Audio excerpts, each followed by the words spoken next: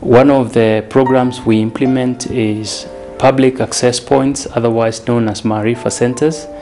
These are centers within the communities where you find computers, where people come and learn skills on computing.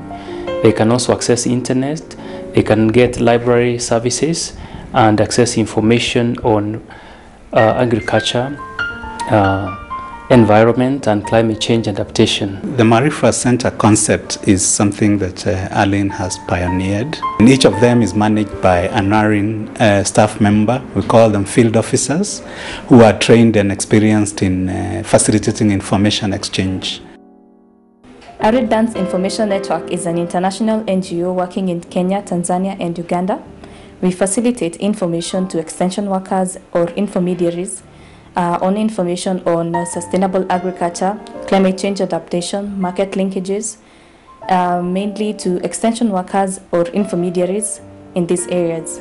We use the Marifa centers as a model for community engagement because ALIN has to work with communities on the ground, and for us to be able to engage the communities, we have to have a place from where we can reach the communities with information and skills.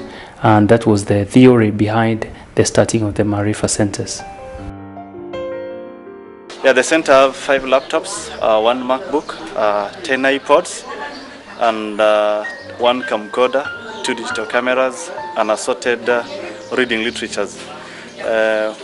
We also have trained the communities on how to use computer, how to use the internet, and we think that the center will actually have an impact in terms of ensuring food security and maybe assessing information on market, that is livestock market, pest and disease control. Ile service wanapata hapa, it's on affordable price. Before walikuwa wanatumia transport accommodation almost wanatumia kitu kama 5,000. Sasa hivi 500 inatosha kupata ile message walikuwa wanataka. We have googled things like in the news.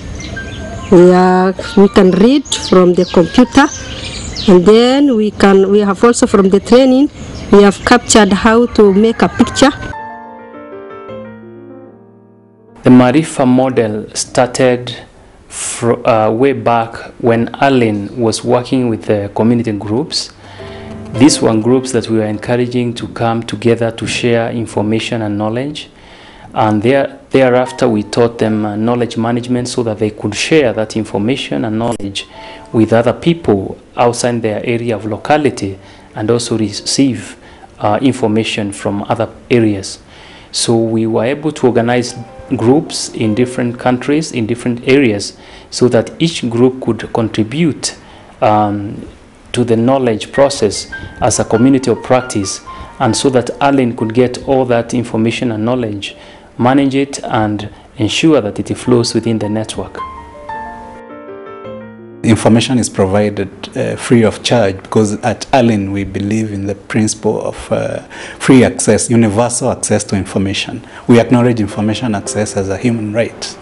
So the gap that they feel, we play a very strong extension service in the sense that the primary recipients of our information are people we call community development workers, who are mainly extension people, either affiliated to government or NGOs or CBOs and other organizations. So they feel the gap in terms of, first of all, accessing the information, and the field officer together with the CDWs and people we call community knowledge facilitators sometimes have to repackage that information in order for people who are not literate in certain languages to understand it.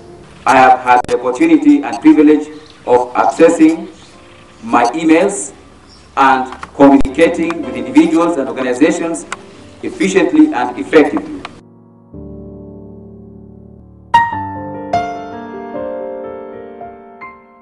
The Marifa centers have enabled many community members get access to practical information. They have also enabled many people get skills on ICTs and be able to use these to better their livelihoods in terms of job applications, filing tax returns, getting opportunities from colleges outside the areas of locality, among other things. The Baobab magazine is a quarterly magazine that is on small-scale agriculture. It mainly targets small-scale farmers around arid areas in East Africa, and also highlights information on improving livelihoods for the farmers, also creating market linkages, and sharing success stories and what can be done to improve agriculture in this area. All these information products are distributed in our marifa centers and also through email, and we reach more than 50,000 readers. Marti being a rural center, we have seen where the communities can access the e-government services, especially like the KRA forms. We have also seen students doing online application for the universities.